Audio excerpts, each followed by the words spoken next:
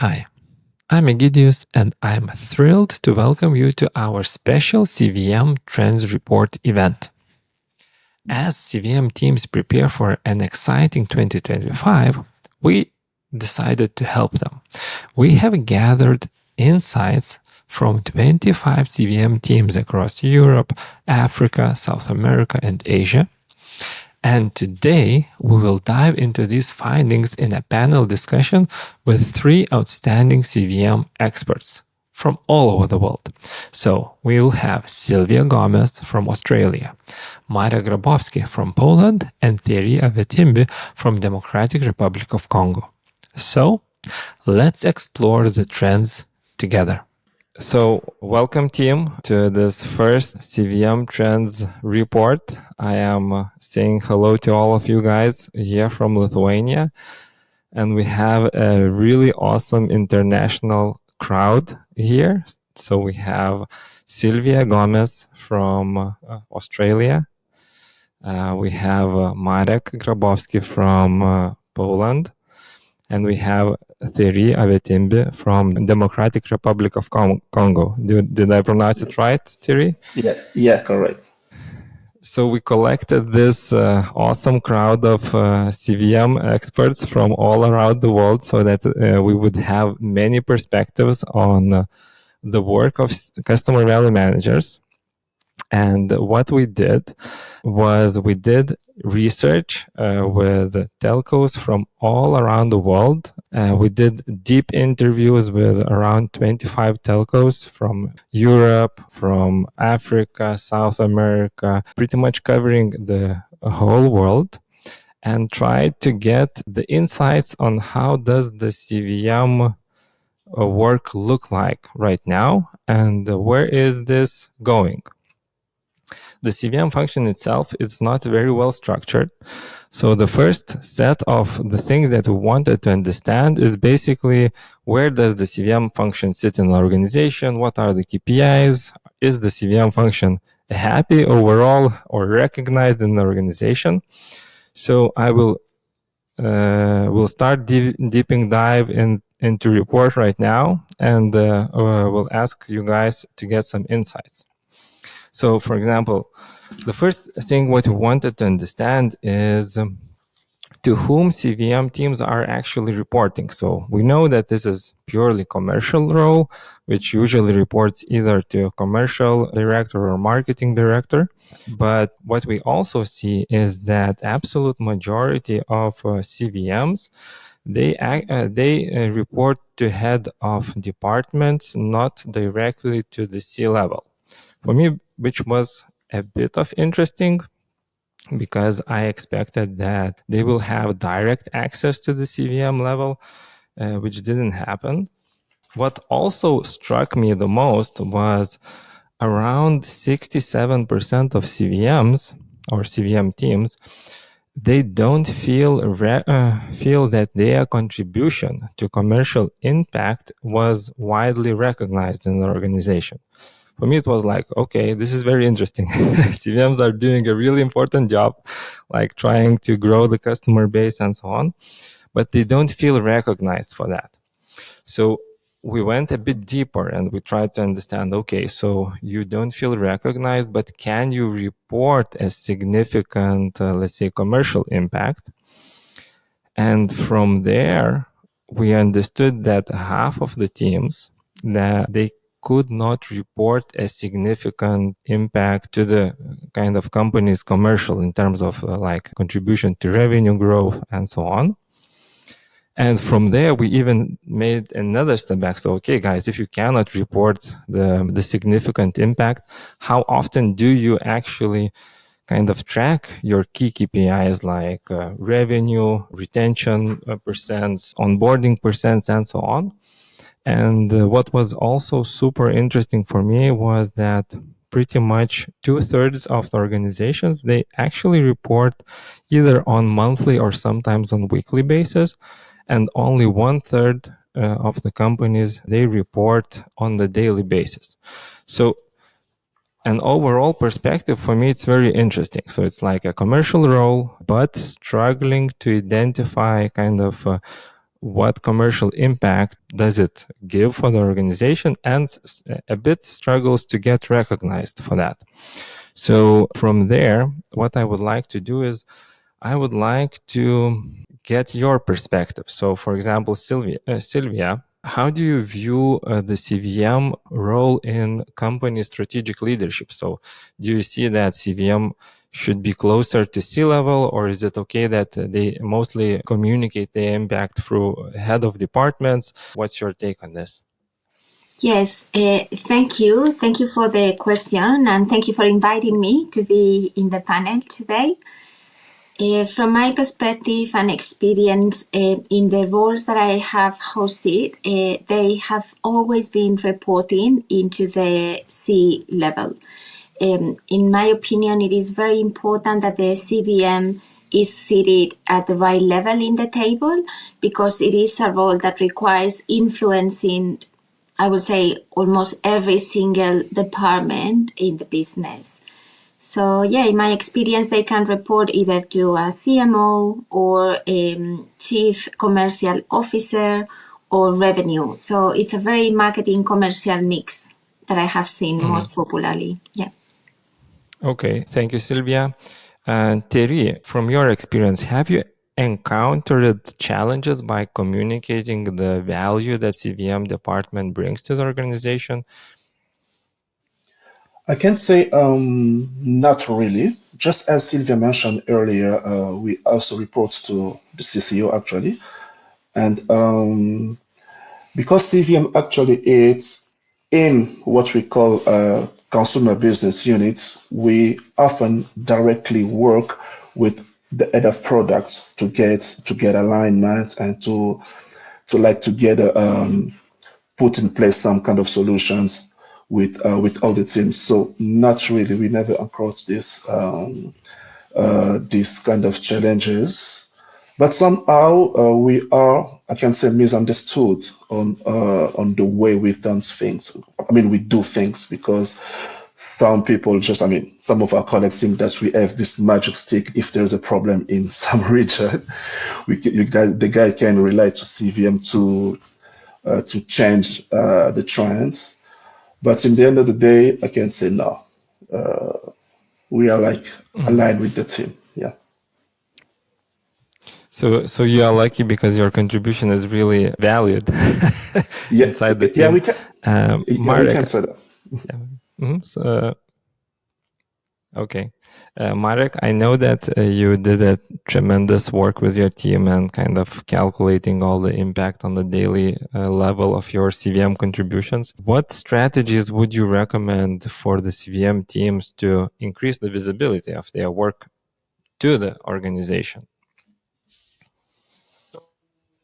So believe that there is a certain level of elevation of CVM team that is needed to be effective, and then acquiring it is very important to the impact that we are delivering, and to do so, there is a part of a strategic importance in telco transformation.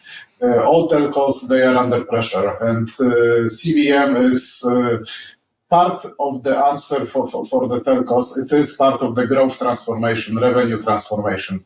It is also very important client of AI transformation. So it is the right time for all of us to be heard and look for the position that we should have. I also agree that CVM is very transversal, working with channels, products, offers.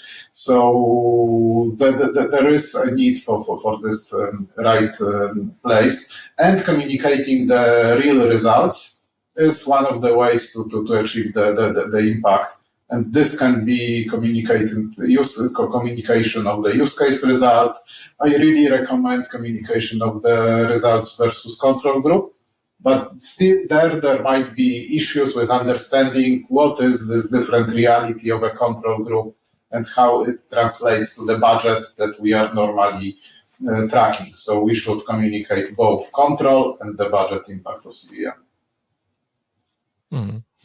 And maybe I see that all of you team agree that CVM should have a big voice, let's say, reporting directly to the C-level. What do you lose when the CVM team is not reporting to the C-level? Who would like to take this question? I can I think, start, and maybe you go, man. hey, Silvia, please go. Thank you. I'll go then.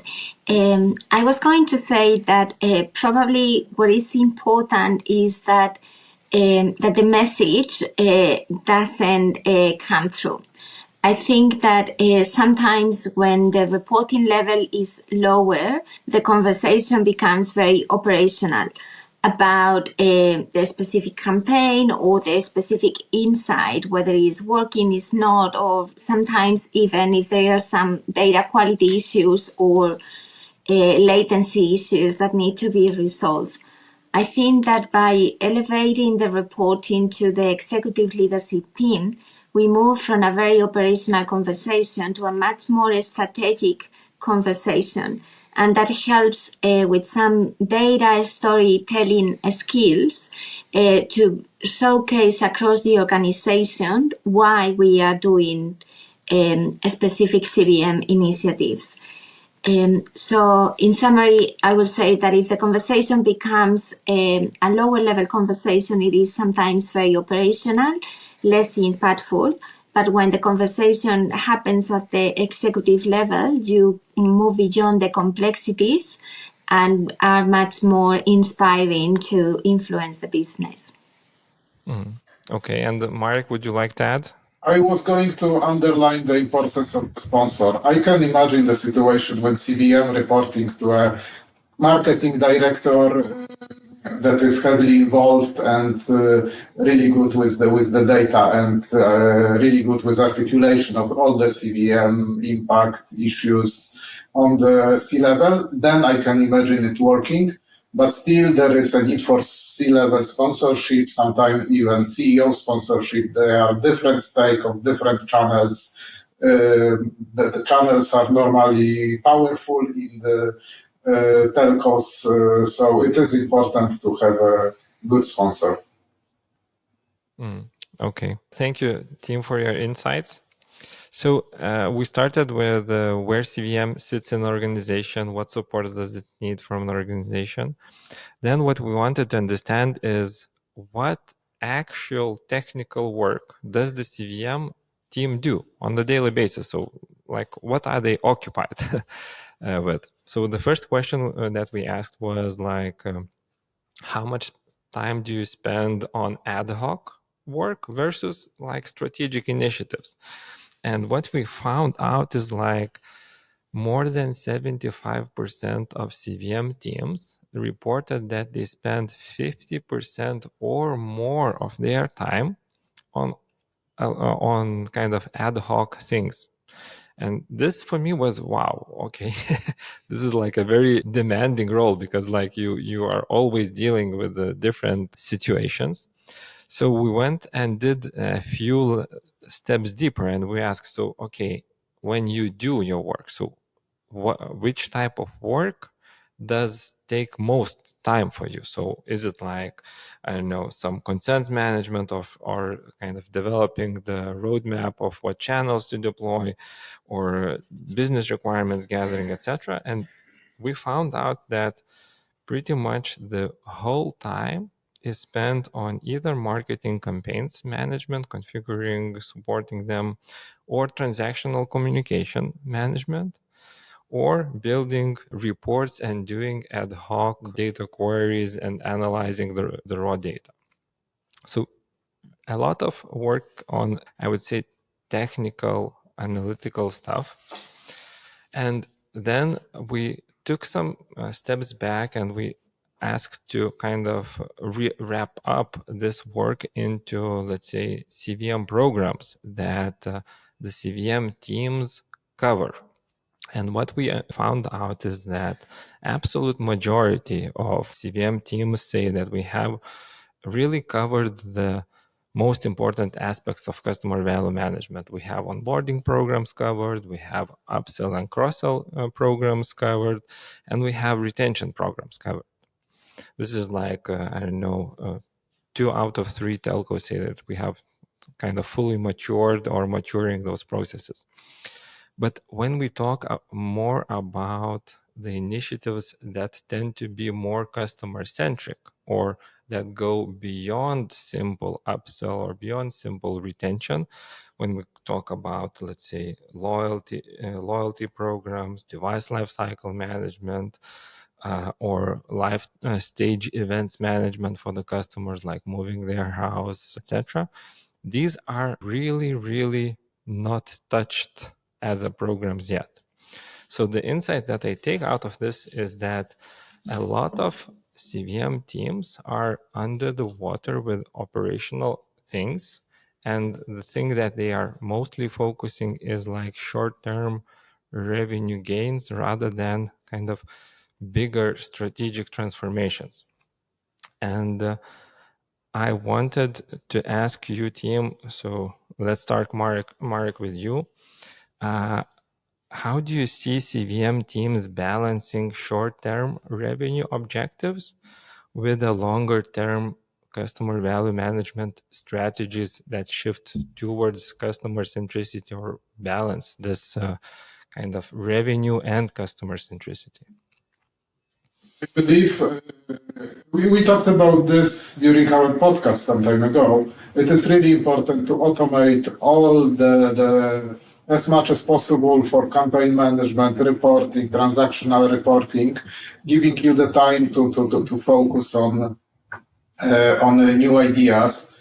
And my example is that every monthly steer call we are bringing to the table like 2-3 new ideas per use case, giving us like sometimes even 10 fun subjects to be discussed with sponsors, and having their attention, their engagement by doing so is really important. So this would be my 2 cents into how you should balance. Operational work, very important, but automate and bring new ideas to the table. Okay, sounds very simple. Thierry, simple. Thierry, I wanted to ask you, have you experienced, let's say, challenges in operations? Yes, in of course we operating do. CVM? Yes, of course. This is I can say this is our our day to day actually, because the operational tasks are the one who take us like 80 to 85% of our energy and time.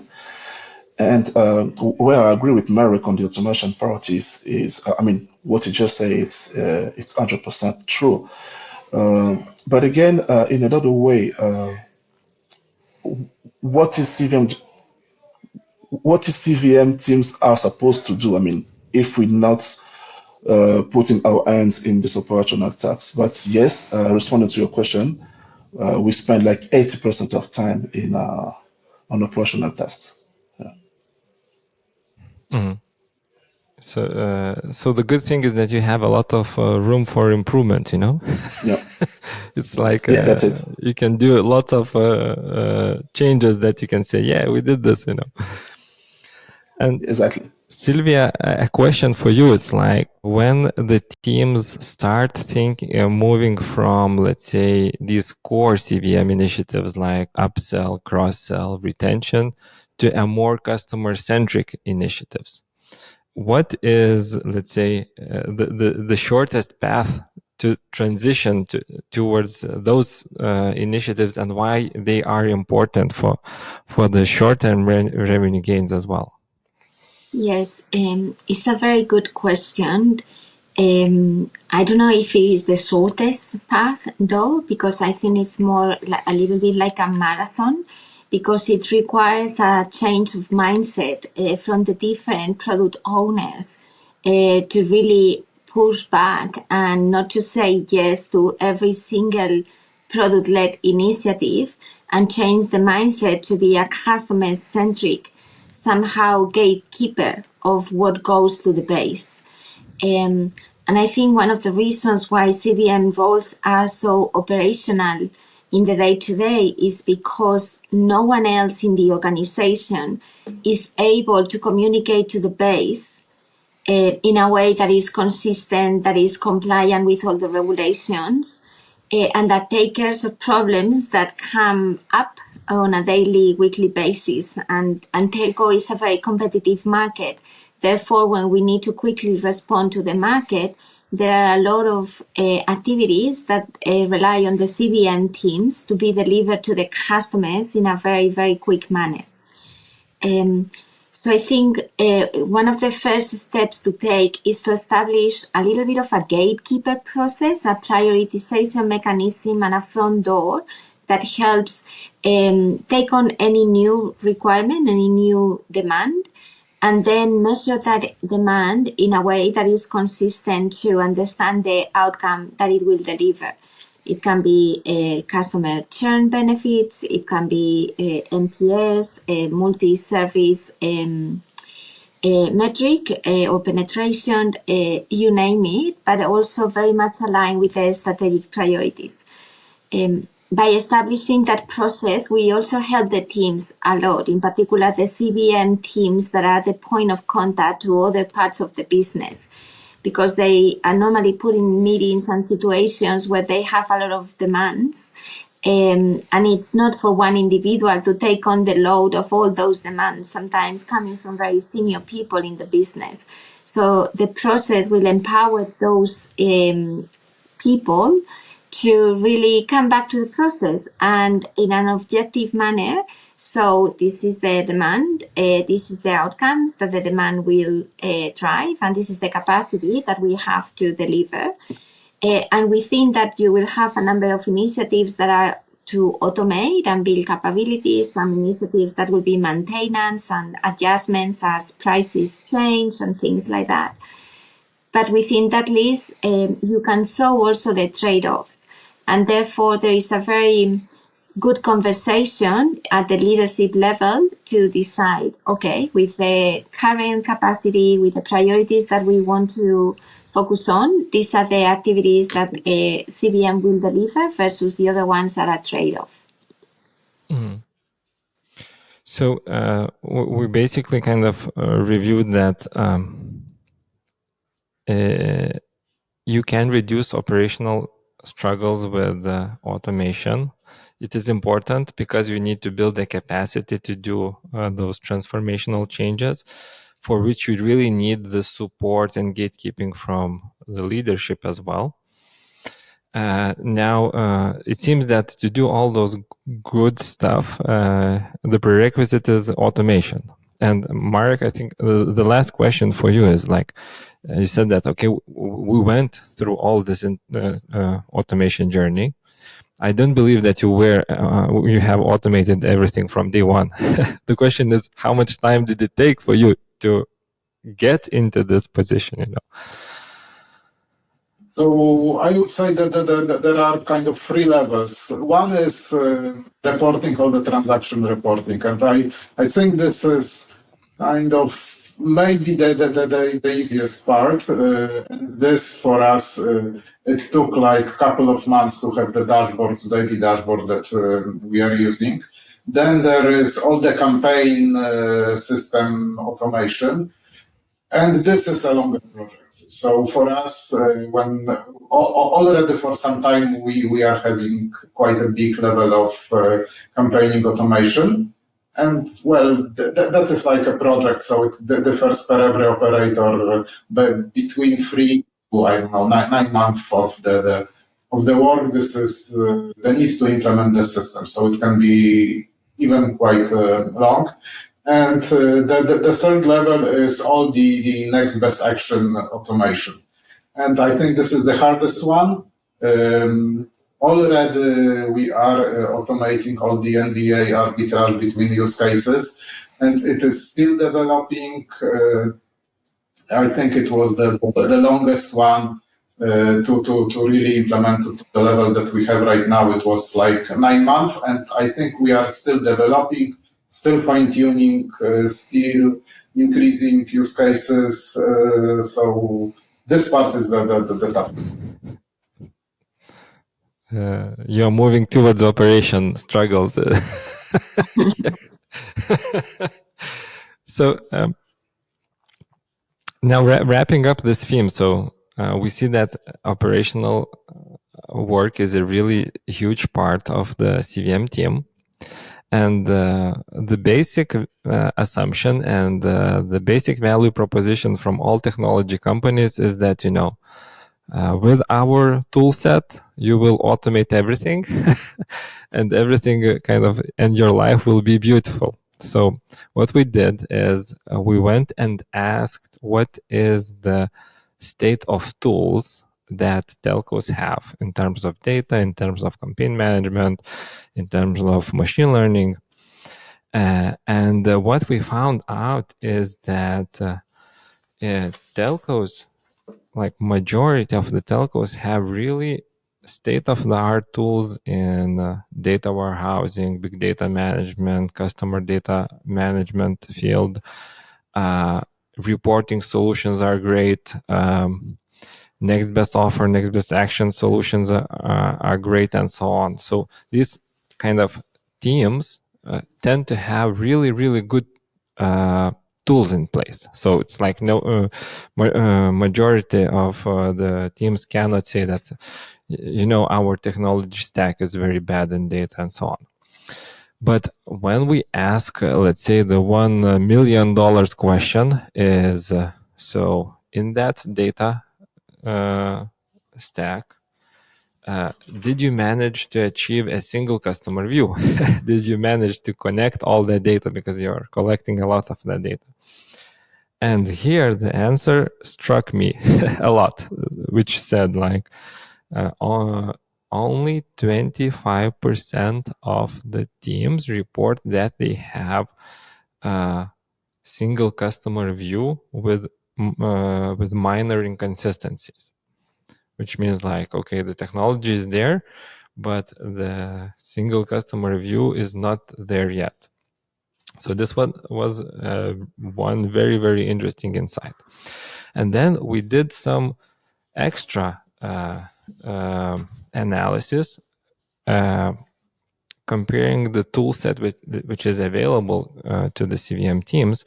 We asked the questions, so how much time does it make to make changes? So for example, to create a new campaign, or to get a new report, to extract a new customer, to develop a new segment, etc. And what's interesting, for majority of the things like launching campaigns and so on, it's a very fast process. It's for absolute majority of the teams, it's like it takes days, which is great. But then when we talk about adding, like launching a new communication channel, adding a new price plan to our offering, delivering integration with some internal systems, or integrating a new machine learning model into our communication, almost 2/3 of the teams said it takes either months or sometimes years. So the insight that I take out of this is like many of the teams have really state-of-the-art tools in place, but the level of insights they can extract doesn't seem to be matured yet. So my first question would go, Thierry, for you. In your opinion, what could be the biggest obstacles that prevent the teams of building this single customer view? What would be your opinion? Yeah, in my opinion, I think we are in an industry with many data sources actually. So let's take an example for my markets. We have this mobile money product, which is kind of another structure, another company. So what is the obstacles is, as I said, the data sources, the where we can get this data or all the data. So let's say for having an unified system, we may first of all make sure that we have clean data for the customers. So my obstacle number one is, if I can say, the obstacle is the data sources, the multiple data sources that we have. Excuse me, I'm repeating myself. And and the obstacle number two is the team collaboration. When I'm talking about team collaboration, often some objective seems to be commercial. I'm explaining myself. When I'm talking about churn, it seems to be directly something related to CVM only. So this priority may not directly be at the same level from a guy from, just as I said, mobile money. So having all this data unified may help may help CVM to have this view, but still the obstacle is this to have this all the data in a same platform, if I can say that.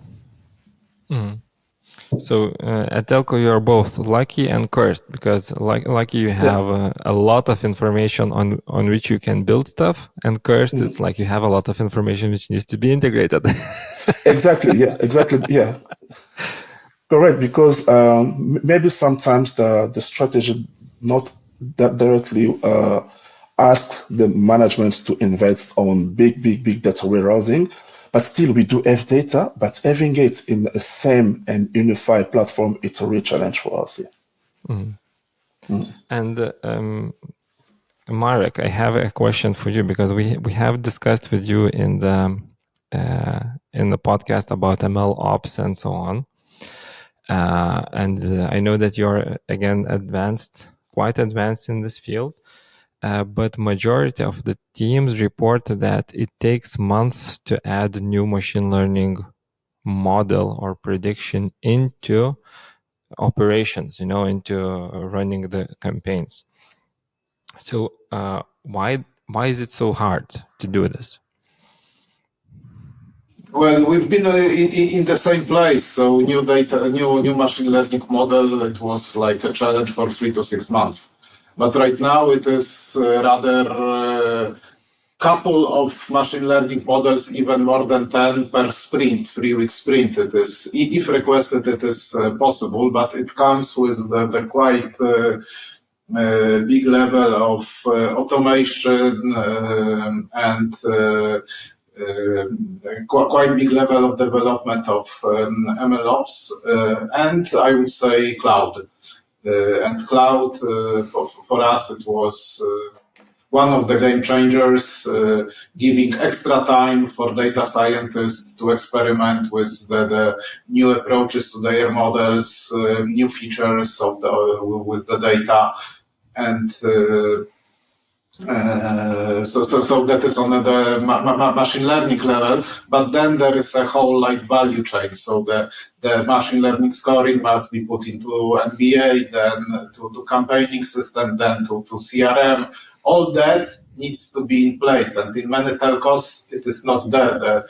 They are like manual interfaces between different systems. Sometimes CVM is not really putting the data into CVM. So there are many challenges, and the more you are advanced, the easier it gets somehow to deliver the impact.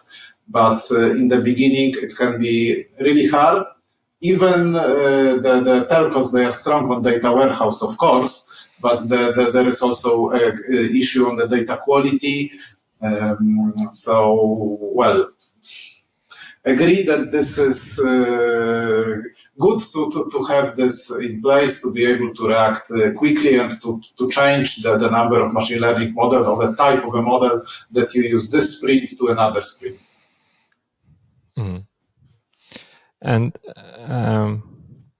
Silvia, a question for you is why is it important, or why should you care about having single customer view or being capable to add new machine learning algorithms fast, or new communication quite fast from the customer centricity perspective. It's like, why is it important for the strategy? Yes, I think there are different reasons for each of the ones you asked. So in particular, it is important to have a single customer view because one of the key drivers of loyalty and lasting customer relationships is making sure that customers realize that you know them. Therefore, it will be very annoying from a customer perspective. For example, if they just got a new service with you, and then you send them a letter as welcome to ABC Telecom when they already had a service with you. So that personalization of the message is very important from an experience perspective, also from a commercial perspective, so that you do not try to sell the customer the latest device if they just bought the device, for example. And then also from a reputational perspective, sometimes there are specific vulnerable circumstances that customers are facing, and not having the relevant information in one place so that you can apply exclusions in your campaign activity and also be conscious of those circumstances can create reputational damage to the brand as well. So for that reason, the single customer view is very important, and a few others so that you can see the potential growth, obviously, across not just the individual customer, but the household. The second one, in regards to the machine learning models, I think that we need to find the right balance between what we know today and exploring additional opportunities and uncovering value pools in the base. And some assumptions that we wouldn't have realized the models can unpick or uncover. Sorry. For example, you can identify customers that will churn because other customers similar to them churn in the past that are not in the traditional retention campaign targeting. Or you can understand that your fixed customers are churning at specific points of the journey. So the machine learning models help you to become more accurate and somehow bank up the knowledge on each iteration, which is what is very, very important, is to make sure that the feedback loop is well established, which is sometimes a problem as well, so that you continue to learn instead of somehow become a little bit stagnant on the improvement curve. So pretty much it's kind of it's extremely important if you have this customer data and machine learning in place to play in this basically next level game if you want to create more value faster. The challenge is, like, even if you don't have these basics in place, you may say, I am the most customer-centric organization, but you will probably be kind of stuck in the operational things, if I understand correctly. Yes, it will be very hard. It will be very hard to deliver a consistent experience without the automation of the campaigns and having the data and analytics models that help you to become more efficient. Because it will be like starting from zero every day almost. And there is a lot of, and probably this is related to the first question in terms of the recognition that CVM has across the business. There is a lot of value that CVM is building ongoing just with the automated campaigns. We are constantly targeting the base that meets a specific criteria with retention, growth, onboarding, and a number of other activities. If that wasn't automated, there wouldn't be any communications going out unless you build them manually. And that will be very hard to maintain. And I think we are moving extremely smoothly to the next insight. Because when we talk about customer value management, we always talk about either one-to-one communication or hyper-personalization, trying to achieve this personalization level for our customer base, which would make our customers feel that they are valued and create the value for them. So what we try to understand is how deep is current personalization levels at organizations, given the context that we have. So first question that we try to understand is which channels are available in telco and how personalizable they are, or how personalized they are. So of course telcos have a lot of channels. There are like around 13 just standard ones, and then you can go to 20 and more if you want. And what was really interesting for me is like absolute majority of standard channels like SMS, email, mobile app, web self-care, USSD, IVR, customer service, points of sale, and so on. They are, of course, available and with a very high personalization level, meaning majority of the telcos say that we do personalized communication in those channels. But then when we try to understand, okay, so we have the capability to personalize every channel, but can we create this omnichannel experience, meaning that can we sync the communication through different channels? And here, what struck me the most was like less than 2 out of 3 teams said that we have implemented this omnichannel experience. We have synced this experience. So this was like insight number 1 for me, which was like, okay, this is, I thought that this was a task like 10 years ago, we were talking about the same, but it still seems to be a challenge.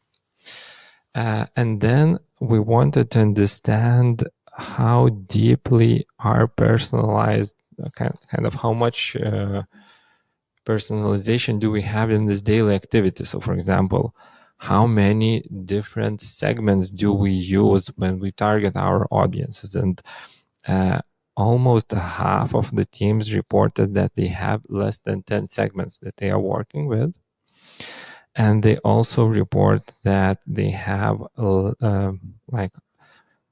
close to 70% of the teams reported that they have 50 or less automated campaigns running per month, which for me is a signal or suggests that campaigns tend to be a bit broader and less aligned with individual customer needs, or less aligned with this pure one-to-one communication part.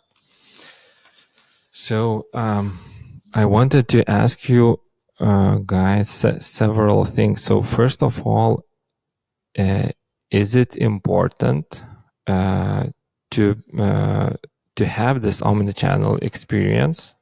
First of all, so for example, Thierry, why do you think, is it important? Is it not? And what's your perspective on this? Okay, first of all, in the markets where we are operating, I'm not really sure that it is important. I mean, remember when we have this discussion, I mentioned about this low literacy rates. So customers tend to know the product either on TV or directly at a point of sales. So having a multi-channel could be a nice to have, but really not really a must-have in DRC. Again, talking about this segmentation for a one-on-one personalization, this is something actually I really like the point of Silvia, because I'm here in this panel, but I'm learning a lot about this ML and AI stuff. because we are in a market with like 21 million customers with different culture, with different languages. So even though we now having around 50 segments in DRC, it's still hard for us to design a successfully personalization because of all the stuff that I say. If you just send a wrong communication in a wrong language to the customer, it can conduct to a low customer satisfaction. So that's the kind of issue that we are facing. So now deciding on going on omnichannel, maybe you can always test, but I'm not sure according to our culture actually. Yeah. And okay. So this is kind of what also struck me through all these reports, that worldwide the contexts are so widely different. And let's say that all the things are kind of, it really depends on the context where you are, whether it's important or not. And maybe, Marek, a question for you is, when we talk about, well, we use these terms like personalization, one-to-one communication, hyper-personalization. Could you put in simple terms, what does this mean for consumers? And what does this mean for the CVM teams? Kind of why it is important or not important piece of like having this one-to-one conversations? I would say that is in the future, that is a holy grail. Right now, I think we are personalized enough. So we are communicating like hundreds of, like 500 of different propositions with different personalized discount, different communication, giving like 1,000 of different types of communication. But many of that is automated, built by from pieces to create the offer and communication to the customers. In the future, I would like to have really behavioral communication and to be able to communicate, I don't know, to cat lovers. I can look for my sports fan, and that is possible already. But the lower segments, it's difficult.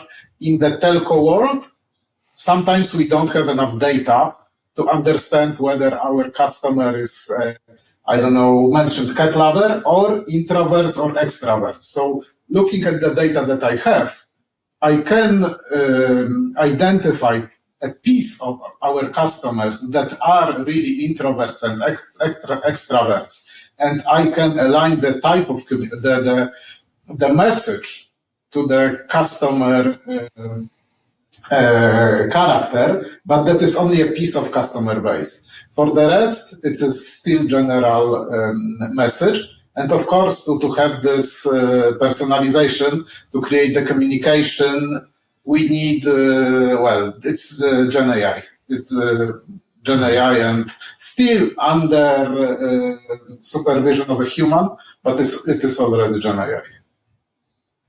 Mm-hmm. And to build on top of what Marek you said, because you said like the Holy Grail, it will be the Holy Grail in the future. For me, when I am talking with different CVM teams, I see some teams they have like hundreds of campaigns running, or like 500 different campaigns with target audiences anywhere from, let's say, 1 minute to 1,000 to like 10,000, like very, very comparably small groups. Now, Silvia, the question for you would be, it's like, do you really need to run hundreds of those personalized campaigns so that the customers would feel as if they are communicated on one-on-one basis? Or is it just my limited technical perspective, Yeah, I was reflecting through this trend as you guys were talking, and I think it will be impossible to really understand the impact of 1,000 campaigns or 100 campaigns going in parallel I think the hierarchy of those campaigns is very important. And sometimes also there might be differences in the naming convention that the different people or teams that have answered this question had in mind. Because at the end of the day, CVM is about grow, retain, and engage. And obviously, you can always have additional activities in the sense of making sure that the customers are well onboarded, that you serve the customers when there are issues. But how many different high-level campaigns can you have? I think less than 10 from a hierarchy perspective, because those campaigns will have the purpose of either ensuring a good onboarding experience or make sure that the customers are approached from a growth perspective to cross-sell, upsell, retain the customer, loyalty engagement, service activities. You can be more or less granular, but at the high level, I will say less than 10. And then obviously within each of those big categories, you can define a number of sub-campaigns or intent objectives for the specific campaign. But if you build that in an automated way, it becomes like events or cohorts characteristics, or you can also have a separate stream on top of the always on running campaigns, like a specific behavioral triggers that occur that trigger an automated response on a specific channel. Once you have established that again, I don't think there are that many at the high level. It's more about the segmentation and the one-to-one offer channel, etc. Once you have that, I think it's also very important to really understand the hierarchy of those campaigns. If a customer is eligible to all of those activities, what goes first? And having the processes and the reporting to prioritize accordingly and to measure the impact of each campaigns, because as we all know, audiences will drop based on recency rules, but the CVM head of needs to be in control of those trade-offs to make sure that the right customer needs are prioritized and the right campaigns get the audience before other campaigns that are probably less relevant to the customer at a specific moment in time. So I will say in this particular one, less is more, and just make sure that you understand what's happening and what's going out. It's not a black box. Mm. So I like that there are so many different perspectives, and the truth Yes, is somewhere in the middle, 100%. Yes. And it will Yes. depend on the context as well, obviously. Yeah. Yeah. Okay, so I think we covered the primary topics that we did the research from the what CVM team does. And we also tried to cover how bigger trends impact kind of CVM work, basically. So, and these bigger trends are like digital transformation, convergence of the telcos becoming those quattro players, Gen AI, how this technology is impacting our daily work, and so on. So I would like to briefly also touch these aspects. So what we did is we also asked the teams, are they do they have Gen AI capabilities in place right now? And are they planning to experiment with the generative AI capabilities?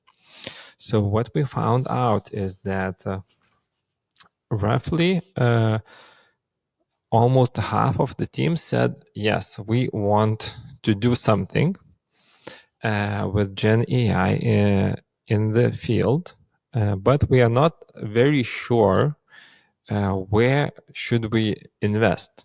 and and we try to understand different popular topics such as like capturing customers' intent, whether in a website or in other places.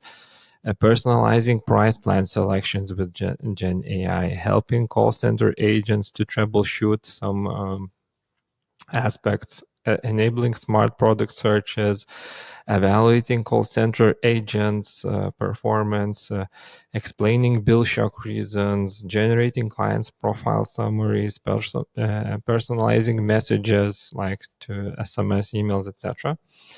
And the insight that we got is that the only place where the Gen AI now is used in production is evaluating call centers agent communication, at least which we noticed.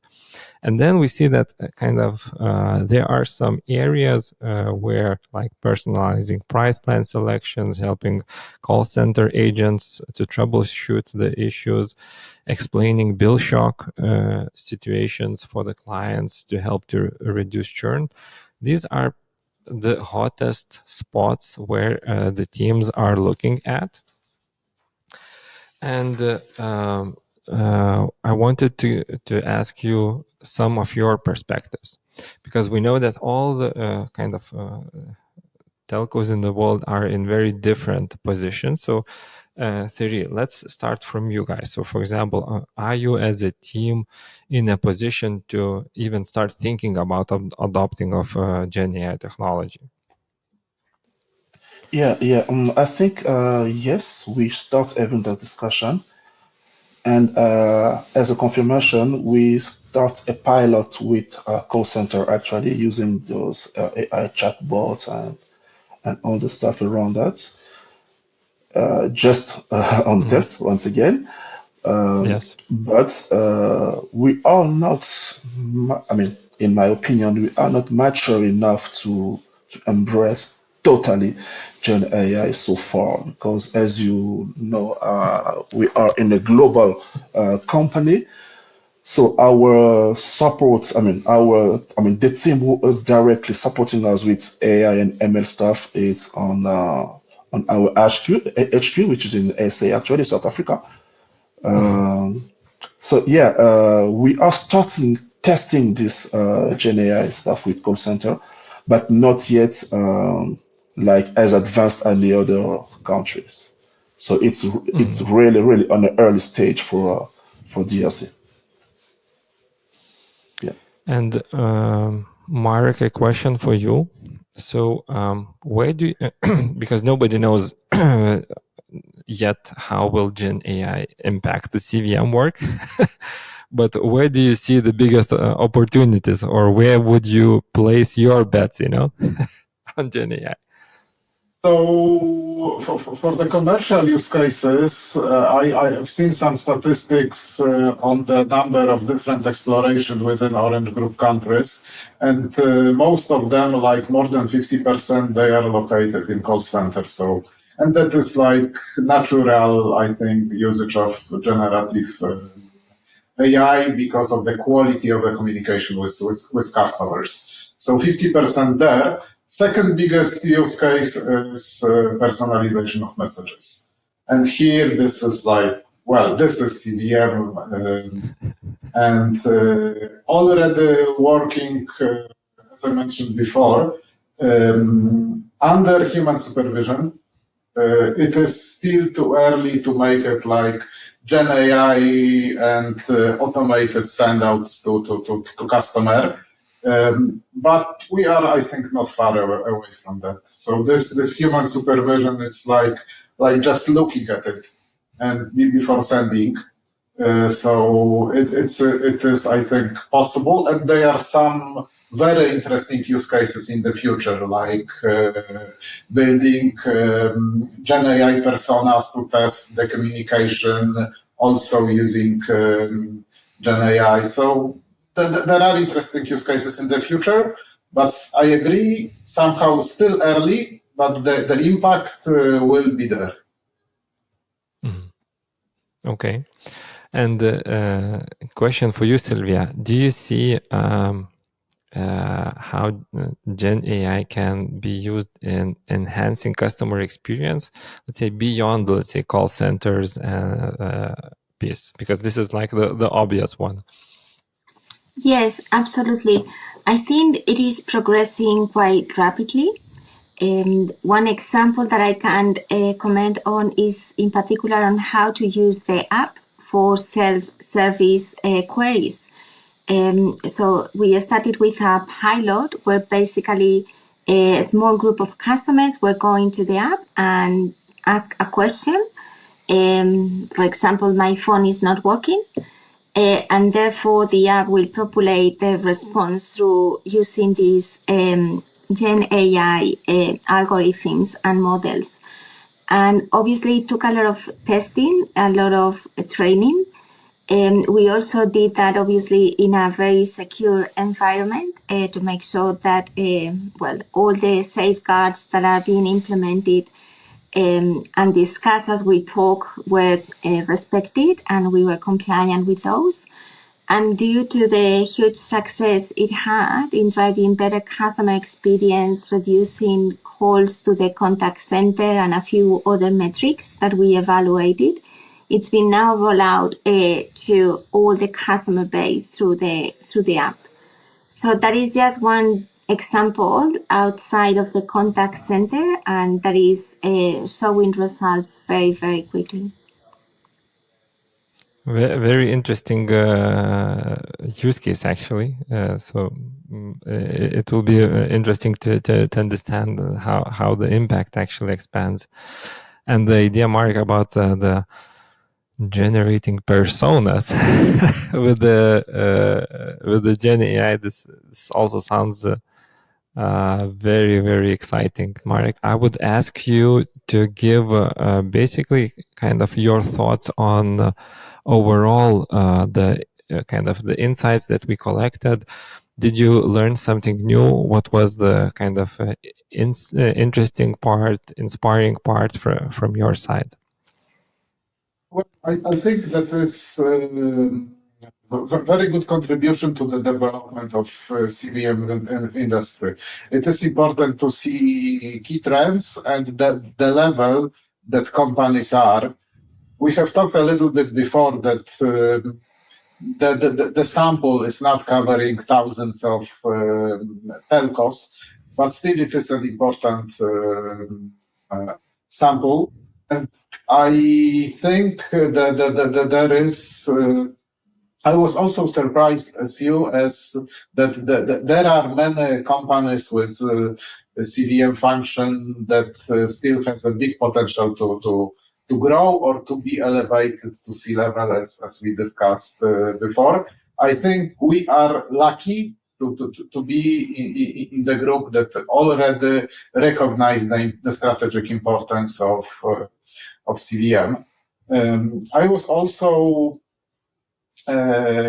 surprised, but maybe it is obvious. So telcos, that they are good on IT architecture level, all the data warehouse, etc.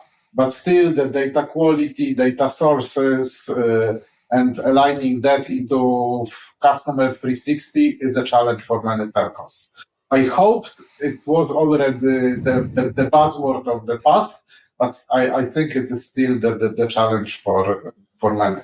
So it was very interesting to see those kind of information and insights from the survey. Thank you, Marek. Thank you for all your great insights and the contribution to making customer value managers famous. I think it is like an obligation from all of us to make this small industry powerful. Yes. Thank you. So from here, what we will do is we will continue with 2 more trends. And Marek, if you are here to Thierry, Silvia, it was great to talk to you. Very interesting insight from your side of the world. Egidijus, it was also a big thank to you, and all of us together. Thank you, guys. Yes, let's continue with the rest of trends. So there is one trend which is called the digital transformation, and this digital transformation is happening for the last 20 years. It's not kind of a direct trend for CVM teams, but it's basically an overarching trend that impacts CVM work.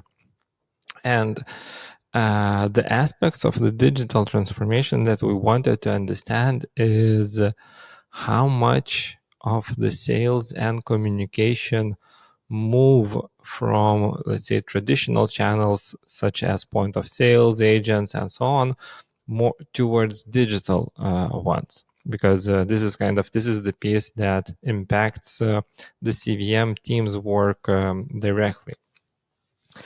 And what we found out is that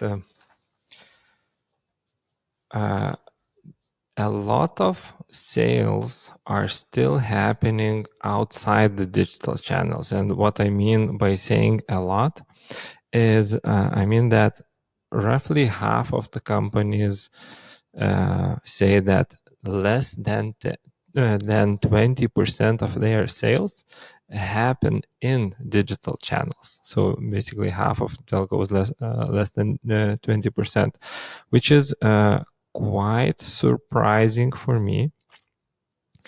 At the same time, there are like 10% of the companies that we say we went quite further ahead and we do 80% or more of the sales there. So I wanted to ask you, team, is it still important for telcos to move towards those digital channels? And here we will have I hope that we will have 2 very different opinions. I would like to start, Thierry, from you. And what is your opinion on that?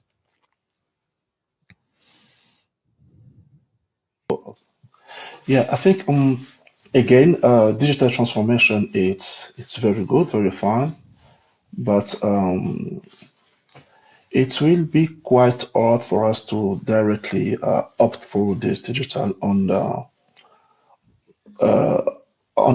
the sales because of the actual processes and all the effort that it requires the sales force to embrace the digital transformation. So by saying that everything which is required change, it requires also fear, because the guys they have their own behavior, they know what to do on a daily basis and so on and so forth. And not only the behavior, but also the tools that they may need. When you say digital, it's more or less having a smartphone in your hands. So mixing all all these challenges, I think still it's gonna be good, it's gonna be fun, but still it's hard for us to directly embrace digital from transformation because of this lack of knowledge, because of this lack of tools again, and this fear that I'm just talking about. Yeah, and Thierry, if I understand correctly, even let's say the society is not ready for a full digital transformation, because as you were mentioning, like maybe the literacy rates are lower, maybe the penetration of smartphones are lower, etc. These are kind of even if you as organization would transform all your processes, the society might not be ready to transform yet, if I understand correctly. No, the society is ready to transform because the use. How can I say, the use is different actually, because even though the literacy rate is still lower, but we are seeing an improvement of digital adoption. like for about 2 digits every year. We move for like 15% of smartphone user to 30 in 2 or 3 years. So it's improving, it's growing fast. But the only thing is when we are referring to sales, I am referring to my point of sales. My point of sales, I mean my foot soldiers. This is where Yes. it's kind of because those guys are businessmen actually. This is where I think the adoption should be lower at this stage, but on a customer level, I think that the improvement is we are seeing a very good adoption at this time. And Yeah. Silvia, from your perspective, is it still a thing in Australia, or digital transformation is long gone? Yeah, I think it's not long gone. I think there are new features, capabilities, channels, martech technologies that arise, and they are all considered part of the digital transformation. I believe we have significant good percentage of sales in the big device launches and the big moments in the calendar year, like Black Friday, the Christmas or summer holidays. All those campaigns and key moments have huge representation and percentages of digital sales. I think where probably the complexity kicks in is in the ability through the digital channels to drive that personalized proposition to the customer. And what we have faced at times is that that personalized discount, that personalized proposition is not easy to be redeemed for the customer through the digital channels. So there is a trade-off between the personalized proposition and the experience, and sometimes enabling that redemption through the contact center or the retail stores provides better customer experience. So for below the line offers, sometimes we rely as well on that assisted channels to make sure that the experience is better for the customer. So there are some trade-offs as well.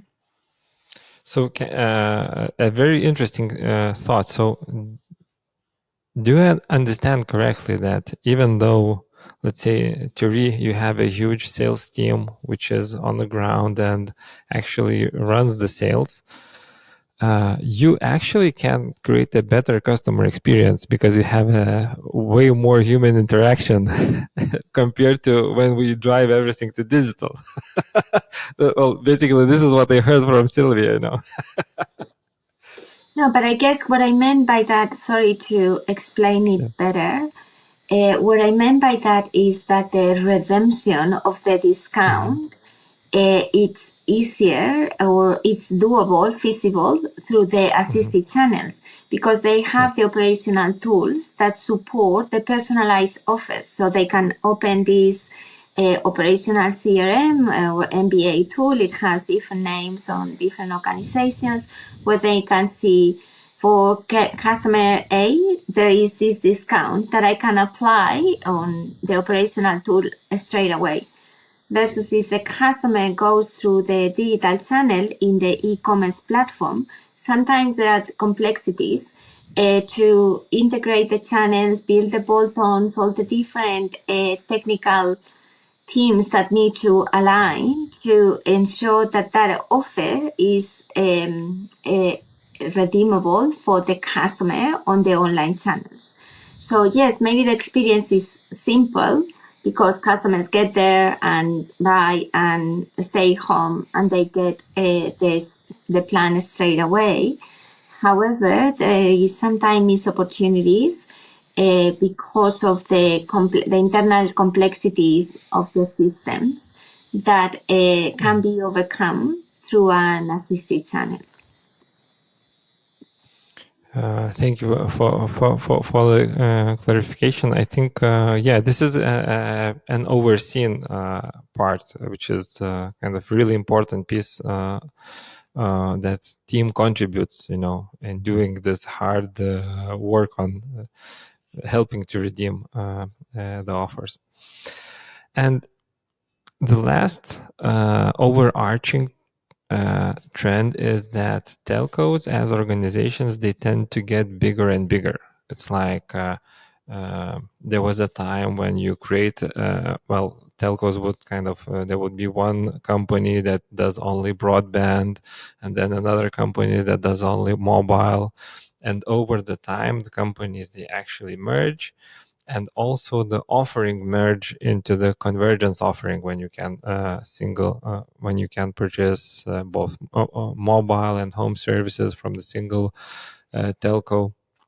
And here, this trend, even though CVM teams cannot impact the decision to launch, let's say, a new product line or to merge with the two companies, but the product portfolio impacts the CVM team and how we basically recommend the offers and what is our impact there. So what we wanted to understand is how many companies have actually moved towards the convergence offering, and how does this convergence offering impacted CVM KPIs such as ARPU and churn rates.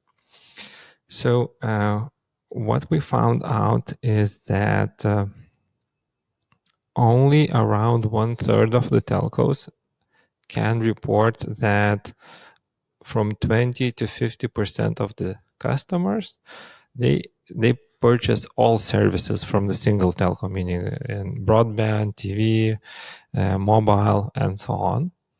And when this happens, they are capable to report of like 30 to 50% of them are capable to report of up to 50% of ARPU gains, and anywhere from 20% retention gains, meaning if the literature says that if you purchase all services from the single telco, the only way you churn is you either die or you do something terribly wrong so that the customer would leave you. So I wanted to get your thoughts on this. Let's start, Silvia, from you. How do you see this trend? Do you see the ARPU gains and retention rates drop here? Yes, absolutely. We can see that in some organizations, actually, just by adding the fixed service, your churn rate reduces drastically. It could be even more than half the improvement that you get there. Obviously, the more the customer commits to your services, the more responsibility you also have to service the customer, because you have more interactions, you have more opportunities to deliver that seamless experience. But you also need to showcase that a single customer view, that you know the customer and that the personalization that you drive is adding value to the customer as well. So I agree very much with the trend, and there are so many CVM initiatives that are about building that engagement, that share of wallet, that stickiness through the convergence propositions. Mm-hmm. And Thierry, how does it resonate with your context? In my context, it's a different story totally. It's a total different story. I'm in a market where 99% of customers are prepaid, first of all. And even though telco are moving to techo, my organization are not. I mean, we don't start providing this conversion product yet. So all we can do, I mean, if I can explain quickly the structure, we do give conversion for enterprise, but not for consumer. Even though we have some players in the market who are providing FTTH, but still we have different firms giving different products. So I give GSM, I have another player giving fiber to the home, and I have another player giving TV. So we are not, ready to, we are not giving all the conversion yet in the marketplace. Okay, so this is a really interesting thing, like how we are different. We are solving the same challenges, acquiring, growing, and retaining our clients, but we are in a very different context. Right. And so to start wrapping up, yes. So the question for you, Silvia, what did you learn? What was interesting for you from this first report that we tried to do? Thank you. Well, I learned that context is almost everything sometimes, right? And it is important to challenge also our beliefs and try to understand different perspectives as well. I love to hear from Thierry, for Marek, and I always like the way you pose the questions as well and try to get us deeper into the insights and getting good tips and recommendations that might be helpful for the CVM heads of the world that are trying to build a function that somehow build that customer engagement ongoing, the loyalty, and helps the organization deliver their strategic priorities. So I learned a lot. And Thierry, a question for you. What was interesting for you out of this? Yeah, actually, I think we have, of course, we are operating in different markets. Some of the insight from the report doesn't really reflect my marketplace, but still where I really liked it, the intervention of the other panelists, because we are facing same kind of issues, same kind of culture of enterprise, and that's what I really liked. Even though I just feel, I felt now, put it this way, I believe now that Gen AI, ML, and AI stuff can be, are a true game changer, because I just heard it, some use cases from Silvia and Marek. But still, I think that my view on CVM is quite different. Not only because we are on different markets, but still we have much to learn or to do in CVM, as CVM crew members, I say. Very good. And the final question for both of you is, we are definitely doing the same report next year, and we will be learning a lot. What questions should we ask next year to be further more helpful, So let's start, Silvia, with you. Can it be a double question? Yes, definitely. Good. So the question I was thinking is, what did you do this year that you shouldn't have? And what will you have done instead? Okay, this is a very tricky question. Yes, it is. But at the end of the day, we just get the plans for the year, the AOPs, and we start initiatives that sometimes throughout the year do not deliver the benefits that we thought they would. So I think it's important to be courageous and pause some of those initiatives or stop them completely. And also at the same time, as we go through the financial year, we realize of initiatives that we had not thought about when creating the plan. So I think that mindset of constantly rethinking or reassessing, is this still making sense? Is there something I haven't considered that I should be adding into the mix? I think that's a very good question. It keeps you improving every year. We are writing this down.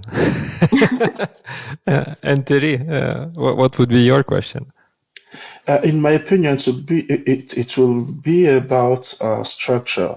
I would maybe ask what a perfect CVM team should look like. What role I cannot miss in my CVM team? Is it better to have my technical guys with me in my CVM team? Like, let's say, for example, in my case, technical guys, the one who are running campaigns, who are maintaining my system, are not directly part of my team because I'm commercial, but is it better to have them with me in the commercial team? So it would be around CVM structure, CVM team. Yeah. Okay. Good. I am marking this down as well. Thank you. So thank you, Tim. You had really, I learned a lot from your reflection and your insights. And I hope that we will see you next year when we will do the trends for 2026, Absolutely. Yeah, Thank you so much for having us. Thank you so much. Thank you, Sylvie, for your insight.